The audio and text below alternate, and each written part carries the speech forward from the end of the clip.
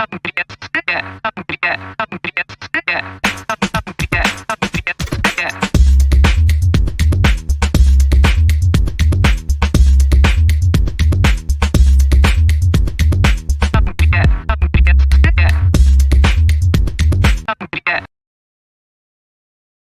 morning, Anthony. Have you ever heard about the Skunk Works team at Lockheed Martin in World War II? They bypassed bureaucratic consensus to rapidly develop groundbreaking aircraft like the P-80 Shooting Star. You know the P-80 Shooting Star. You're pretty old. Did you fly one of those in World War II? No? All right. Anyway, by fostering tight-knit collaboration without the red tape, they changed the course of aviation history in record time. So why is chasing consensus slowing us down? And how can we embrace true collaboration? That's what we're talking about today, Anthony. You and I are never in consensus, so never a problem for you and I. But I do see this quite a bit. This is something that is... You agree. We have consensus, so we don't reach consensus. Come on, Chris. You got to keep up. These are the jokes, people. This is, it's pretty early. We're going live, bright and early here in Denver, Colorado. Yeah, we're early this morning because I'm going to vote today. I'm going to go vote this morning. Are you going to go, like, you didn't do mail-in? Your county doesn't have mail-in voting? You're going to go stand in line, like a troglodyte, you don't just drop off your ballots? I absolutely believe in in-person voting. Not to say I've never mailed in a ballot, but I just decided. You just want to be there with the democratic process. I love it. Yes, well, what a terrific day to be talking about consensus, because there's going to be very little consensus today, Anthony. I think on election day. I wonder how this episode's gonna age. Yeah. So talk to me about, first of all, what are we talking about here? Frame this up for me. We're talking about the difference versus consensus versus collaboration. On the surface, it does not seem like that big of a deal, right? Like, I'm the founder. I'm just going to get the input and then I'm going to make decisions. But the reality is that a lot of people fall into the trap that is consensus. Tell me about that. Tell me about what it is. Give me an example of some time that maybe you've fallen into the consensus trap. Yeah, well, I really think it's important to draw to the distinction between consensus and collaboration. So consensus is typically seen as a good thing, but in reality has very bad results. It's kind of like socialism. Sorry, politics. I'm just kidding. I just wanted. Sorry. I'm hovering over end stream right now on the button. No, but consensus is you're trying to get everybody to agree, and that's next to. It's so impossible to do. It's impossible to do with. Think about your personal life. Can you get your spouse to agree 100%? Can you get consensus with your spouse? Now add 3 people or 5 people that have different incentives, and different reasons why they're in your organization. It's impossible to get consensus. And so consensus for me means getting everybody to agree or picking a direction that everybody agrees is the right direction. It's impossible to get that done. And have a good outcome. Like what you basically wind up doing is compromising an ideal solution to a solution that everybody can get behind. Not even get behind. That agrees is the right direction. So it often leads to no decision or an extremely watered down decision. Collaboration requires a leader. It requires somebody that is the ultimate decision maker, which a lot of us have a difficult time with. A lot of us have a difficult time ceding that power to somebody else, saying you're the decider, and a lot of us have a difficult time saying I'm the person that's going to make the decision. And so, so I think again, the distinction is really important. Collaboration basically means you get input, and then somebody makes a decision, and everybody gets behind that decision. Does that? Do you have questions around that, Chris, or do you agree or disagree? I think it's an interesting framework. So I mean, what we're saying here is that in for any founder, there is a hope that you can get everybody around the table. Now, this is really nefarious, I think, for early stage founders, particularly people that are trying to raise money, right? Because you're trying to get advisors and maybe investors to agree with your approach to solving a problem. And trying to get consensus there means oftentimes you're trying to get them to write you a check, or you're trying to get them to help you with your company in some way. But the reality is I think what we're saying is that it almost never leads to those really great outcomes if you're just saying everybody needs to agree on every decision. Okay, so it's going to lead to watered down outcomes.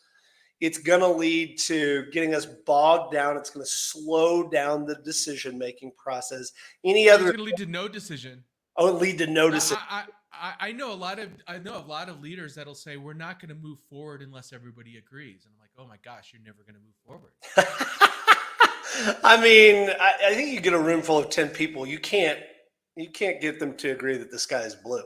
I mean, I've had meetings, hour-long meetings, where people couldn't decide whether or not we have snow cones or cookies at the company picnic with executives. Right. That's fair. That's a good point.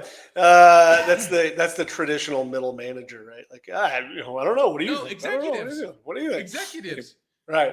All right. So talk to me about the conventional wisdom here. Talk to me about the approach. What do we think about when we start to think about framing up this problem for founders? Well, I mean, consensus is generally, as conventionalism goes, consensus is believed to create unity and prevent dissent.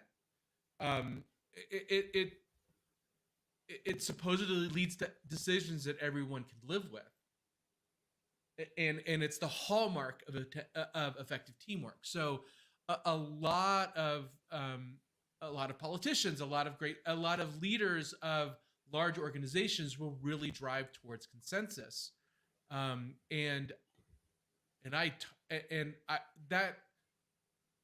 have seen it time and time again. It tank projects, it tank companies, it tanks organizations, it kills teams. It just doesn't work. I'm going to take a contrarian opinion here. Is wildly off. Right. Well, so here's the contrarian opinion, and the contrarian opinion is that while we can say that consensus is a bad thing, it is also incredibly easy to be the asshole leader who walks in the room and says, "Listen, fuckers, this is how we're doing stuff," and kill any sense of creativity. And me as the employees, I walk in the room and I said, I really firmly believe in this viewpoint. I think this is the direction. This is an idea. We should have snow cones at the picnic, by God. And when somebody comes in and says, sorry, we're just not doing that, it can kill my motivation. I can want to quit. I can not be engaged. There is a lot of danger on the other side of this equation. And so while I agree, consensus is not necessarily a bad thing, or is a bad thing, lack of collaboration is worse. Yes. And so you as a leader, you have to navigate a very, very difficult minefield here. So tell me about your approach. Well, I don't know if I would say the lack of collaboration is worse than consensus building. There are teams that work effectively well by just following a dominant leader. I would say a leader that values consensus and has no collaboration is worse than a leader that has no collaboration and just makes decisions. I would completely disagree with that. If you think I want a team full of people that are never going to challenge my ideas and opinions, no, that are just going to follow me blindly. You misunderstood. Right, but the point they're being I don't think a decider, right? I'm making a decision regardless of what you people think. I'm not going to get your input. This is the direction we're going. That leader is worse than a leader that collaborates, but better than a leader that drives consensus. Sort of medium high. There's three Right, levels. there's 3 paths. Okay. I did not know there was going to be algebra at 7 a.m. I was told there would be on no a Tuesday. math. There's told there would be no math.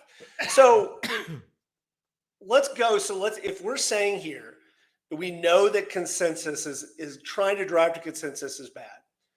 Also, the other path here is that I'm going to walk in the room and let's just play this out. I'm the dominant leader. I have a vision. I am the visionary by God. And you people will fall in line. And I'm going to make every hard decision and you guys don't even get to vote. Tell me how that, so have you seen that? And what are the outcomes? Because I think we both have. We came up at a time in the world of entrepreneurship where we all thought Steve Jobs was the greatest thing ever. And even though Steve Jobs was a great collaborator, the mythos was that he was the guy who was just the decision maker. Like he would just walk in the room. And I'm struggling to come up with a practical example without revealing too much about the people that I'm talking about. I think we can name names, man. Let's just throw it out there. These aren't famous people. These are people I've worked with. So yeah, exactly. Let's get the dirt going. But I'll speak in generalities. There are certain team members that just want a strong leader to tell them what to do. And in some organizations operate very well with a strong decider and a lot of people that will just execute on that decider's vision. Now, it's hard to scale that, but not all companies need scale. And so, I bet a lot of small businesses operate that way. A lot of them where there's an owner and a bunch of employees. The owner's just setting the direction, not really looking for feedback from anybody. So I would say that's better than, let's take a Cold Stone Creamery, for example, right? If I'm asking my employees what ice cream flavors do you think we should have in the shop, they may not care. They may not. They're like, why are you involving me in this decision? I just want to mix ice cream and mix-ins. Just tell me how to make the stuff. And don't it's above my pay grade, man. I don't want to talk about that. And in that circumstance, a decider is better than somebody that constantly needs reassurance from their team that they're making the right decisions. I have so much more to make fun of you about reaching into, you have to go to fucking Cold Stone Creamery to find an example of where employees just show up and salute the flag and it's fine. Yeah, I get it. All right. So here's my question. If you guys are listening, there's a few of y'all listening this morning, weigh in here. Cause I don't think Anthony and I are going to agree on this, is to what degree do we need people that just tell us what to do and we show up and do it? And what degree do we need to be involved in our work? Because I actually have some research that says you need to feel like you have a sense of control as you show up to work, Anthony. Everybody does. Every teammate needs to feel, every employee needs to feel that they have a sense of control. That is directly related to career happiness. If you show up and you're just fucking scooping ice cream, yeah, you may be making slightly more than minimum wage plus tips, but you're not happy. You're not happy in your career. That's why it's just a job. It's a part-time job. Let me challenge you a little bit to that. So at a Starbucks location, there's not a lot of control in your job, but there's a lot of happy people doing that job. Maybe maybe it's the coffee, right? Maybe it's the caffeine, but I don't know. I used to feel that way, Chris, because I'm that individual. Like if I don't have autonomy and control in what I'm doing, if I don't have a say, I get very frustrated and unhappy in the work that I'm doing. But I do want to recognize that there are people that are just great employees. They want to be told how to do and what to do it. They want to be given a process and they just want to follow the process. And they don't want to think about how to make something better. They just They want to punch the clock. They want to get in. They want to do their job, and then but they live for the weekends, not for the job. And they just see the job as a means to an end. And I want to respect. There's nothing wrong with that. I want to respect it and acknowledge it. And we're going down this rabbit hole. I just wanted to acknowledge the fact that sometimes decisive leaders that don't look for collaboration can be successful, and those are the circumstances where they have those employees, and actually could have happy employees doing it. I don't know why you hate all part-time employees and people that work at Starbucks. Yeah, that's exactly whatever. what I'm saying. Yeah, Thank thank you for crystallizing it for That's me. what we've gotten. That's what I've gotten to from this thing. Is that you hate. But getting back, but I do think organizations, especially organizations that want to scale and grow, if they value collaboration,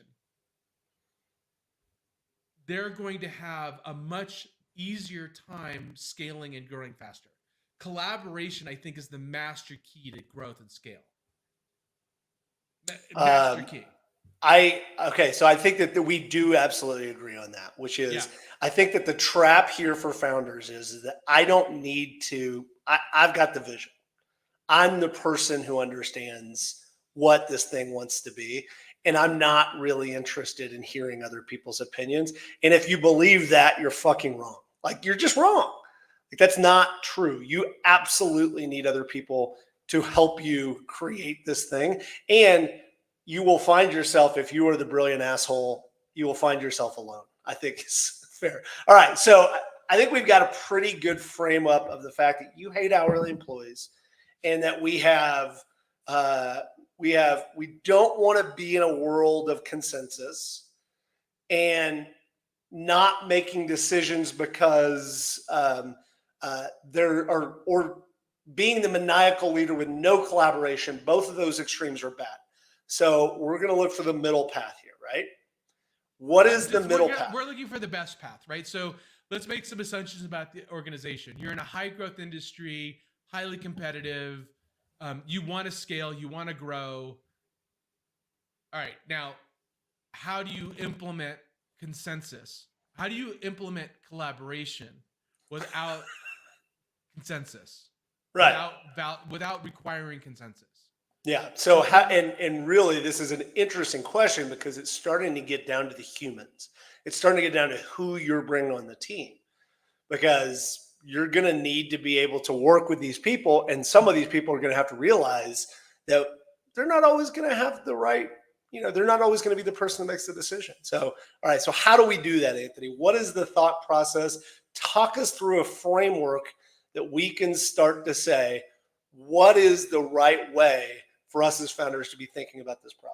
Well, so I've actually written a white paper on this. So I've written the 5 values of collaboration of a collaborative organization. So I'm just going to kind of walk through them a little bit here, and I'll stop on each, and you can challenge me on them. So value number 1, you have to be open to other ways of thinking. Period. So you have to come into a collaborative meeting. It has to be a requirement of everybody coming in that everybody there is open to everybody else's opinion. Ensure everyone contributes, not just the loudest voices. Value both visionary, extrovert, and practical introvert perspectives. And encourage equal participation from each for better ideas. That's value number 1. Be open and encourage participation. Got it. Okay, I think I 100% agree with that. There's no part of that to disagree. I think that the first thing is you have to then be able to create an environment.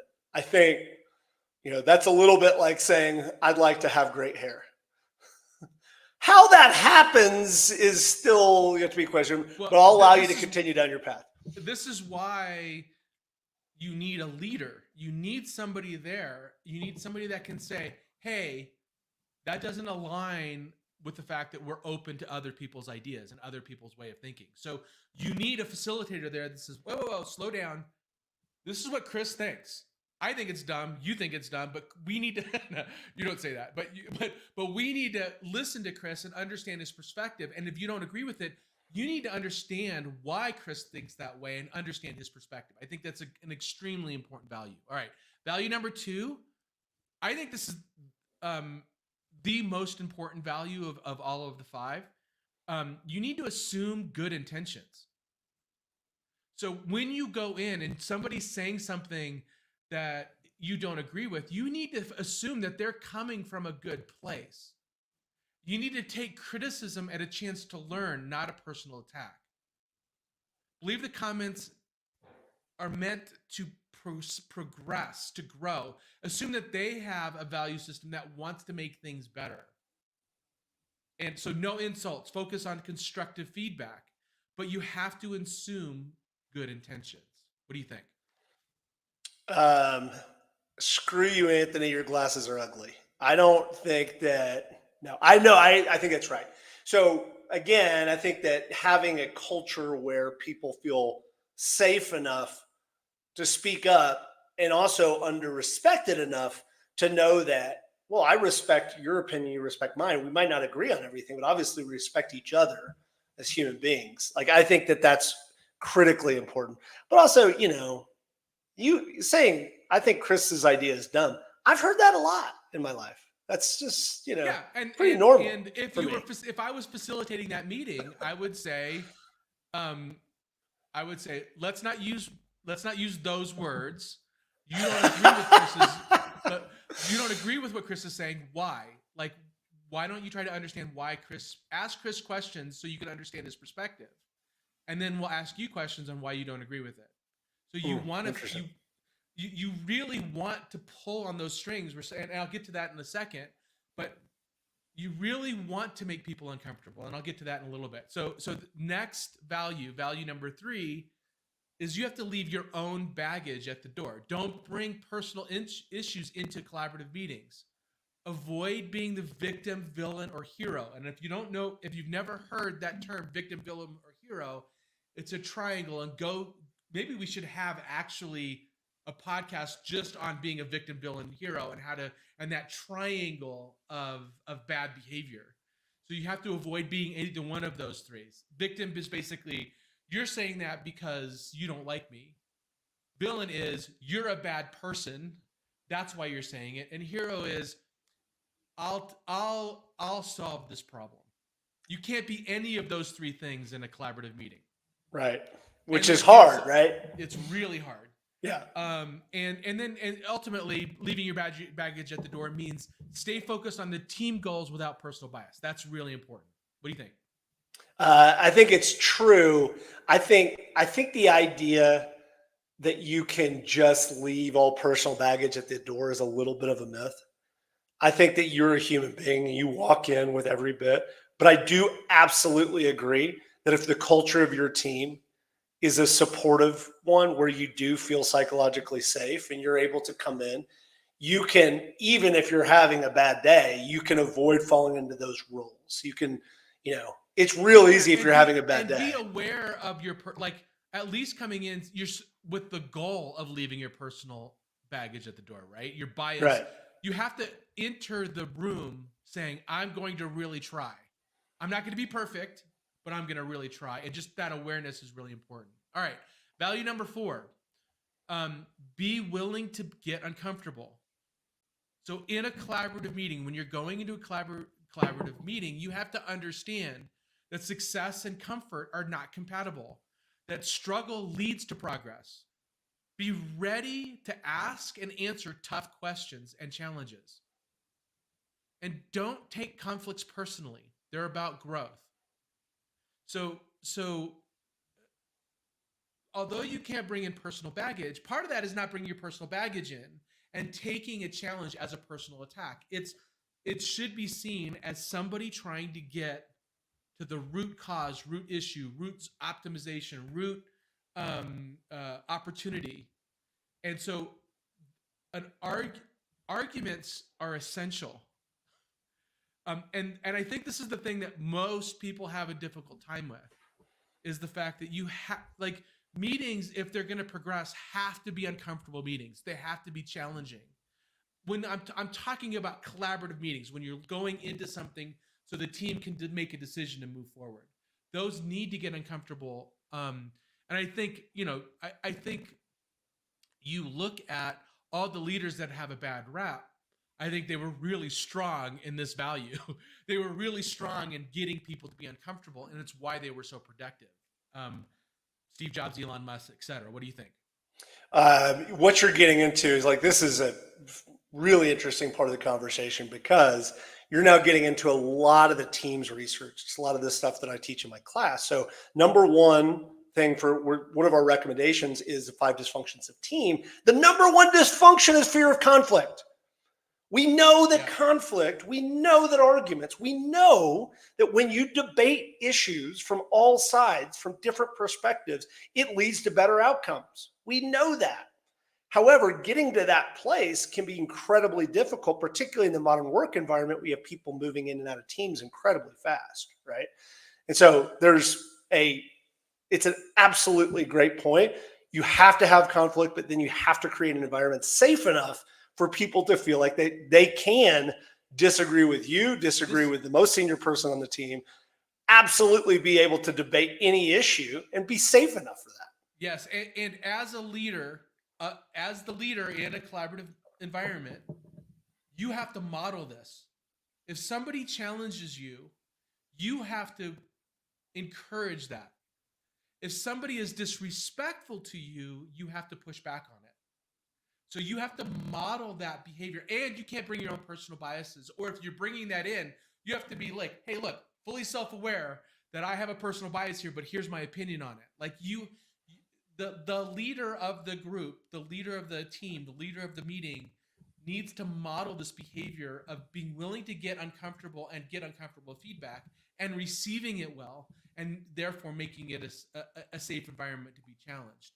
How many people are afraid of their leader because their leader have shamed them for challenging a leader's assumption? When you talk about psychological safety, that is the fastest way to eliminate collaboration, is to shame somebody for disagreeing with you, or even shaming something for saying something stupid. That's probably okay to allow somebody to say something stupid because there's some truth in there that you got to dig out. Where you can shame people is for being disrespectful, like calling names and having personal attacks. All right, last value. Value number 5 is consensus is bad, alignment is required. And so now we get into what's the difference between consensus and alignment. So consensus is everybody agrees with the direction. Alignment is everybody agrees to support the decision. And I think that's extremely important. When you walk out of a meeting, or when you all have had the chance to have input, somebody's going to make a decision, and it's likely it's not going to perfectly align with what you want to have happen. However, you can make that decision a wrong decision by undermining it after you leave the room. So it is important for the leader to say to everybody in the room, all right, this is the direction we're going. Now, I need all of you to get behind it and support it, even though you may not agree with it fully. We all need to come out as a unified effort. If something's going wrong because of the decision we make, you come to me and tell me, and we'll adjust or we won't. But you have to get behind it. You have to get aligned and back the team's choice. If you can't align and the one exception to that is if you can't align due to a core value. So in other words, if the decider decides to do something unethical or immoral or that just doesn't align with your personal value system, that's okay to disagree, but that's where you have to step away. You're not going to force your value system onto the team or the decider. So that, and if it distracts from your core value, you have to step away because you can't get aligned behind it. So those are my five values for collaboration. Would love your feedback, Chris. So you're talking about your approach is what's known as the British cabinet approach to teams. So in the British cabinet, the prime minister, they go in the room and everything is fair in the closed door cabinet room. They can debate, they can yell, they can scream, But when the prime minister makes a decision and the doors open, you as a cabinet member have two choices. Number one is to support publicly whatever decision the prime minister made or resign. And that's it. And so you make that bargain when you take the post as now it's not that extreme, particularly in teams, but it is that same idea when you walk out of the door. Last piece here is there is what you're discussing, your approach, what you've come up with is actually based by the largest teams research study ever completed. It's called Project Aristotle. And the only company that could have ever done this was Google. They looked at the highest performing teams across all of Google, and they came up with the rules about how high performing teams function. It's actually, this website's been taken down, but the research is all over the internet. If you want to look at it, Project Aristotle, it's a terrific study about how teams function and how high performing teams function. And the number one component of high functioning teams, Anthony, is psychological safety. And you just nailed it, which is if people walk in the room and they feel safe and they feel like they can disagree and still be respected, and there is no name calling and there's not being disrespectful, then you can create an incredibly high functioning team. There's other components of that as well, but the foundation of every high performing team is psychological safety. Okay, so we've got some pretty good information there. I think it's been a really interesting conversation because we started with this idea about how do we make decisions, and we ended with the idea of what does it mean to build a team that can disagree and that can debate and not have to be forcing consensus. So we know that it's a challenge. Don't fall into consensus trap. Don't fall in the dictator trap. Deep dive recommendations. We've already talked about 5 dysfunctions of team. It's almost a must read for managers. It's like one of the things I think every single manager should be reading and should read. It's an easy read as well. Turn the Ship Around by L. David Marquette. Team of Teams by General Stanley McChrystal. How to Build and Rebuild Trust by Francis Frey. It is a terrific TED Talk. Go out and watch that TED Talk. It is a really unbelievable. It's a little bit counterintuitive, but really very good. A podcast, The Knowledge Project, the episodes on team dynamics, and Collaborative Overload by HBO. The Harvard Business Review. It's Harvard. You need a monocle when you say that. I do. I should put a monocle. Actually, a monocle and a top hat, and you're Mr. Peanut. So we might want to. That's a very good point. Crucial Conversations by Carrie Patterson and Joseph Grenny. Also terrific book as well. Good conversation, Anthony. What do we have coming up on Thursday? Not at 7 a.m., I'm hoping. So we are going, no, we're going to go regular time on Thursday.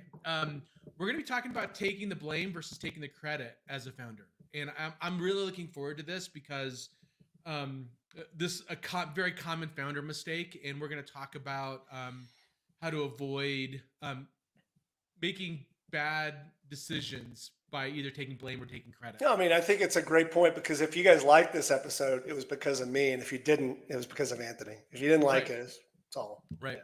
Yeah, that's all Anthony. Anywho, I think the word you're looking for is anyway. So we're talking about taking blame and taking credit. Also, we just How to Founder and I has just become a member of a company called Podmatch. So we're starting to book guests on a regular basis to cover some of the more in-depth topics that Chris and I want to chat about. So you can find us on Podmatch. If you want to apply to be a guest, we'd love to have you and talk about a deep dive subject with you. And you can follow our podcast on LinkedIn at linkedin.com/company/howtofounder, or just go to howtofounder.com, where you'll find where our podcast is and also, our blog and tips and tricks that you won't hear anywhere else. Chris, you've already voted. I'm going to go vote. That's right. Go. Happy Election Day. It's a wonderful day in the U.S. Go vote. Do your civic duty. All right, Chris, I'll talk to you on Thursday. Thank you See so much. Bye-bye.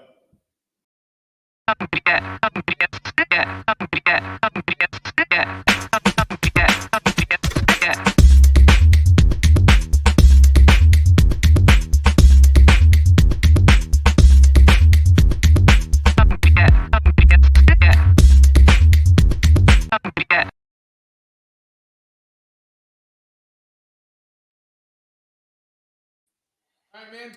Thank you so Yeah. much.